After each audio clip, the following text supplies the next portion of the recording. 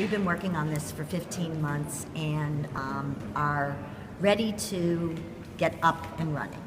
And so in order to do so, we need money between now and the end of this fiscal year so that we can get out there and hire the 3 commissioners, chief investigator, general counsel, executive director, and administrative staff in order to issue the RFR that will allow us to then purchase the software and e-licensing system that will both track from seed to sale and then be ready and up and running to begin receiving and then issuing licenses in a near 1 year and 1 week from now. Well, how much do you need this fiscal year? This fiscal year, my request was for $500,000, and for next fiscal year, $10 million. And what if you don't get that money?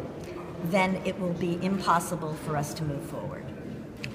Do you like the CCC as it is set up in the law, or would you like to see it expanded to 5?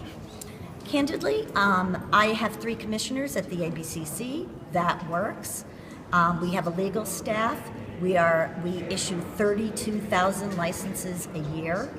And so I'm used to running lean and mean, and I think that's why you saw the anticipated budget for the first and second years at the level it's at. It's a fiscally responsible budget, and it's one that is probably lower than some of the other states who have not had the luxury of having the learning curve from an alcoholic beverage commission agency within the same office. Madam Treasurer, the Speaker said last week that Treasury might not ultimately be the governing body for marijuana. Did he specifically say that? He said it hasn't been decided yet. Okay, so he didn't say it wasn't. No, but he said that that's up in the air, that that's an issue that he wants to hear from the committee on. What are your feelings about oversight of marijuana possibly being moved out from Treasury? You know what? Right now, it is in my office. I take my responsibilities seriously. I've done everything that we can do to implement the law, and I will proceed based upon the will of the voters. If things should change, they will change. But as of right now, it's in my office, and I'm working collaboratively with the committee. My long-term concerns are if it leaves the Treasurer's office, I think candidly, the deadlines cannot be met. The deadlines, you mean the deadlines that were pushed back 6 months? Correct. Sure. And do you think the governing model set out in the ballot law, sort of mirroring the ABCC, is the best model for marijuana? Well, I wouldn't speculate on what is the best model, but it's the model that I personally know how to run.